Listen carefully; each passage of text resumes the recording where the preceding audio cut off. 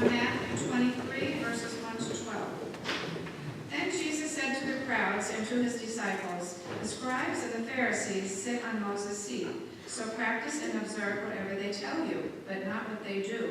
For they preach, but do not practice. They bind heavy burdens hard to bear and lay them on men's shoulders, but they themselves will not move them with their finger. They do all their deeds to be seen by men, for they make their phylacteries broad and their fringes long. And they love the place of honor at feasts and the best seats in the synagogue, and salutations in the marketplaces, and being called rabbi by men. But you are not to be called rabbi, for you have one teacher, and you are all brethren, and call no man your father on earth, for you have one Father who is in heaven. Neither be called masters, for you have one master, the Christ. He who is the greatest among you shall be your servant. Whoever exalts himself will be humbled, and whoever humbles himself will be exalted." Yeah, it's just such a calming and soothing voice for reading Scripture. I love it.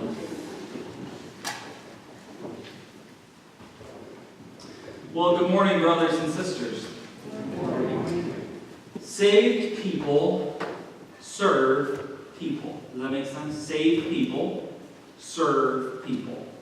This is a motto that I heard this week, and I thought it was so wonderful that I wanted to share it with you all, because I wanted us to prayerfully consider instilling this into our own lives, making this a part of who we choose to be.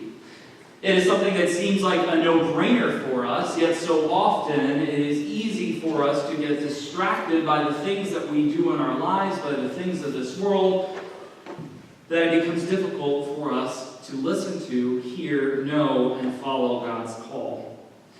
I remember as a kid that some of the adults in my life would say things like, "You should do what I say, not what I do." Have you ever heard this before? Yeah? You should do what I say, not what I do. I remember this phrase specifically because it always made me a little mad. It's like, why are you telling me to do something that you're not doing yourself? It's a little weird, right? I remember hearing this and being frustrated by this statement because I would often wonder why they were holding me to a different standard than they held themselves. And yet, at the same time, as an adult now, I so often find myself in the same position, where I challenge you all to do something, and I'm not always great at following up on it myself. There's many different ways of describing this kind of behavior, but there's one word that seems to fit it so well, and that word is hypocrisy. Today, we're going to take a look at a passage where we see this continuation of Jesus' conversation with these religious leaders, these scribes and Pharisees, these teachers and preachers who are not living the very things that they are telling others and teaching others to do. I think after the last couple of weeks, I could safely say that we're starting to see a pattern, right? There's a pattern that is forming with the way that Jesus continues to speak to these scribes and Pharisees. He's clearly not happy with the ways in which the religious leaders and the religious community is conducting itself at that point. He's clearly frustrated with their lack of understanding of simply the way in which God expects us to be acting, how God calls us to live this life faithfully. These past many weeks, we've been reading and studying these interactions that Jesus is having, which is all one interaction, but we're just splitting it up with these religious communities in Jerusalem. And he begins to kind of rag on them a little bit harder this week than he had in previous weeks. I believe that he's doing this not because that he believes that these people are all completely evil or horrible or awful, though this may be the way that we sometimes portray those Pharisees too, right? I don't think that he believes that they are totally bad people. No, I think that he's ragging on them because he expects more of them. He expects that when they teach something, they are going to go out and follow through with it themselves. He expects that when they firmly believe what God has given, that they will follow through with it. He believes that they have and continue to walk astray from the teachings that God has given them and the very teachings that they are giving to their communities. It makes me wonder just what Christ might say if he was to walk through any of our doors, both in the United Methodist Church and any denomination on any given Sunday. Do we think that he would be fully satisfied with what he witnessed? Do we believe that he would walk through those doors and say, "Well done, good and faithful servant"? If we can't answer that question with an affirmative yes, then we must ask ourselves, what is astray?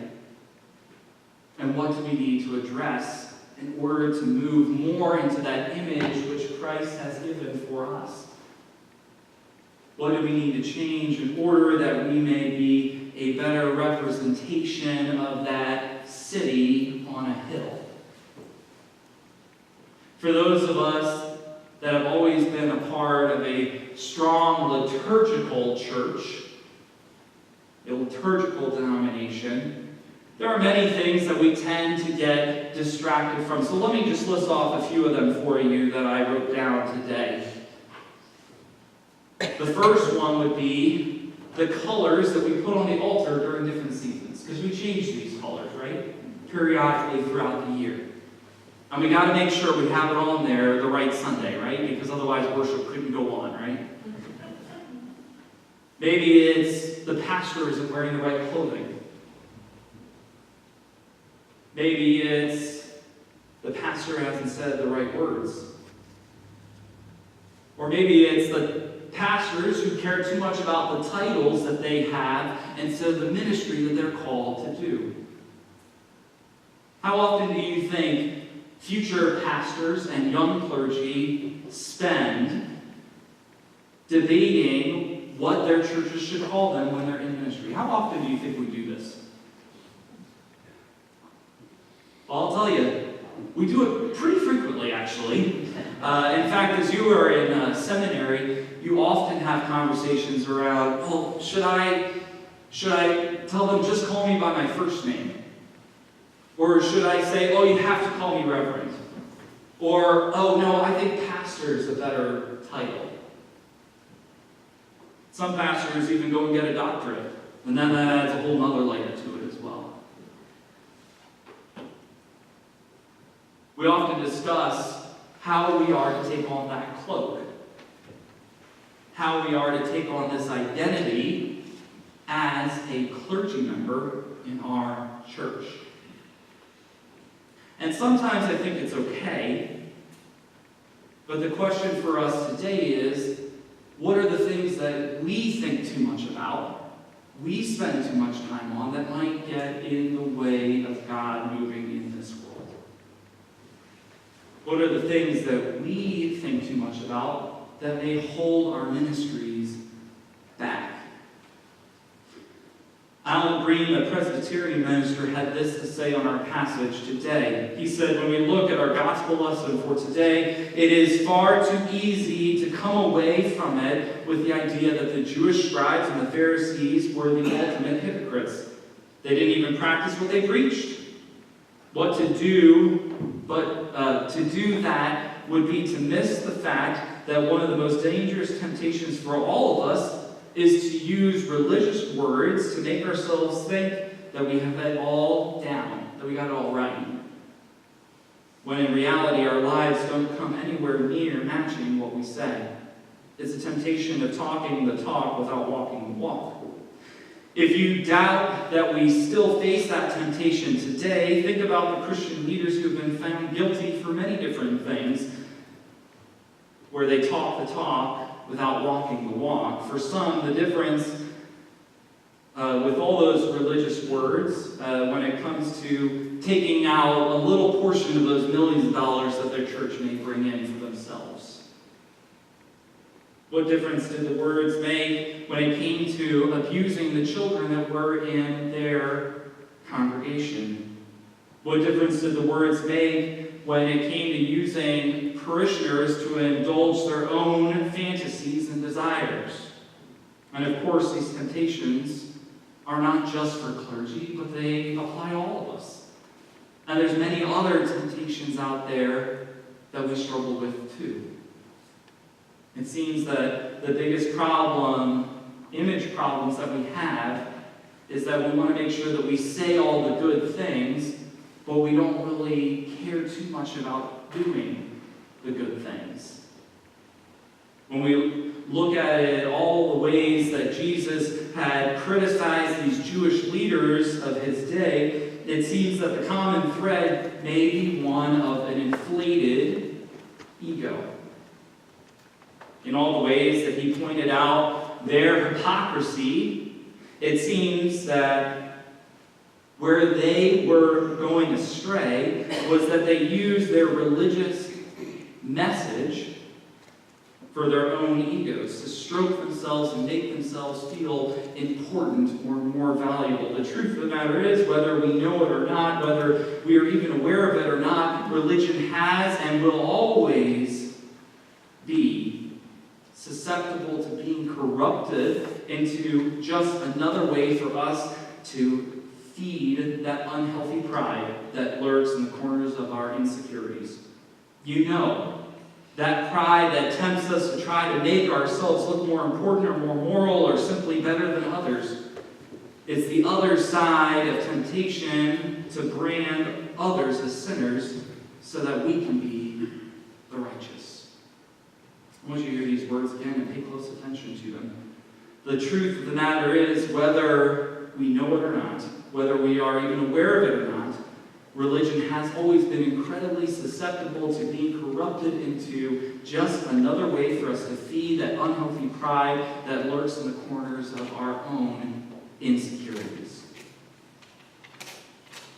Where are the temptations within our church? Where are the temptations within our own lives that keep us from fully embracing that calling that Jesus has on our hearts? We can look at the struggles that we go through as a church and the result that we see because of other people or other churches outside of our building. Maybe we say, well, the struggles of our church are because there are new churches that sprung up down the street.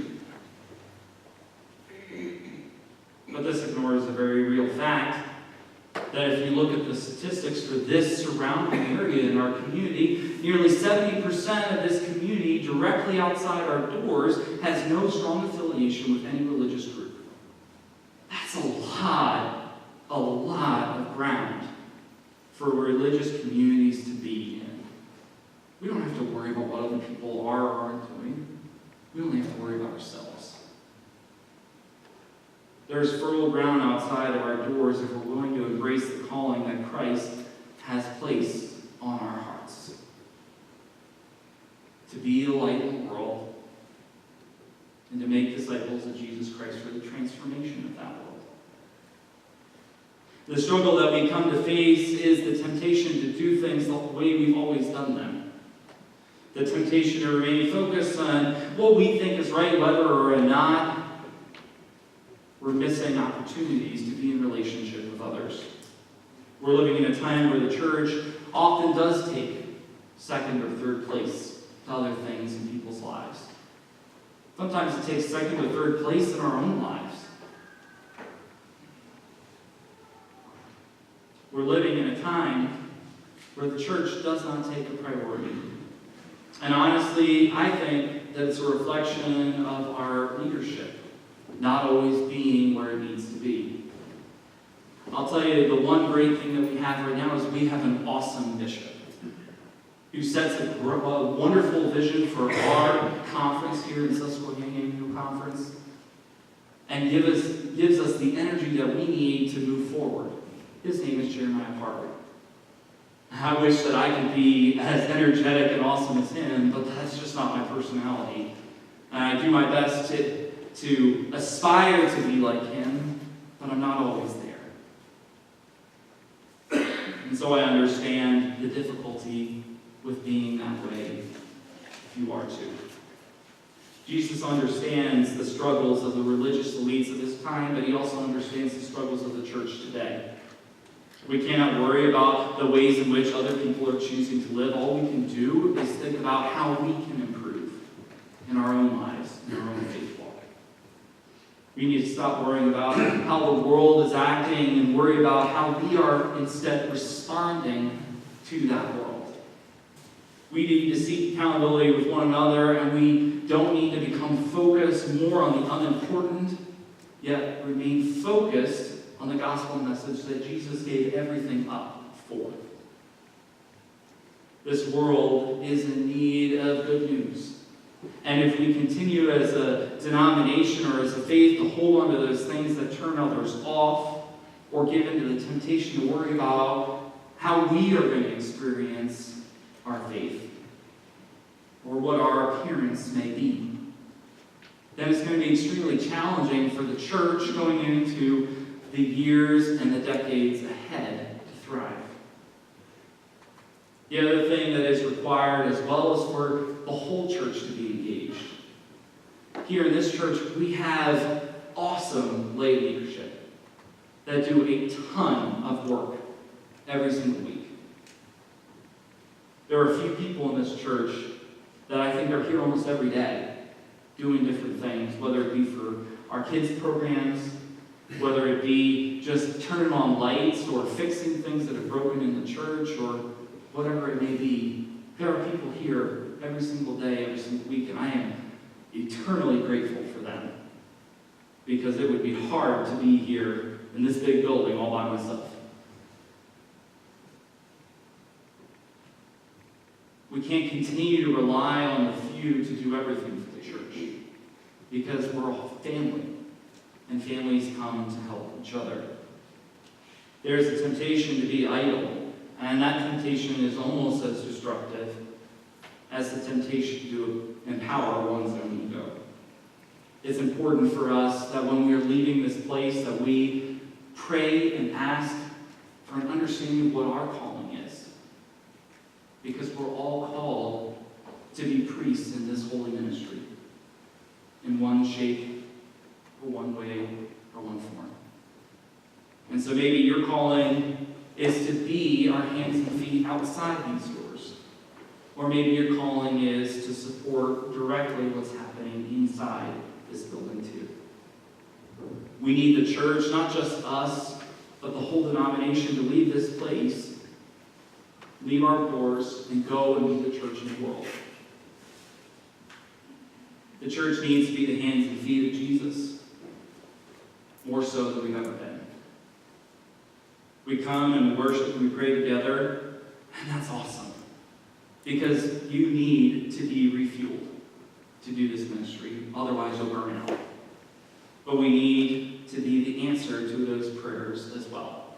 So when we lift up prayers here at church, we need to then be the answer to our own prayers. We cannot worry about the things of this world that we hold so tightly to, but be the saved people that serve people. We can only do this by the grace of God, and lucky for us, that grace is abundant. Am I right? Amen. Friends, thank you so much for being here with us this day. It's always the pleasure of my week to share and worship with you and to be with you. So friends, go forward this day with the peace and love of Jesus Christ in your hearts, and serve Him and His will in your life each and every day.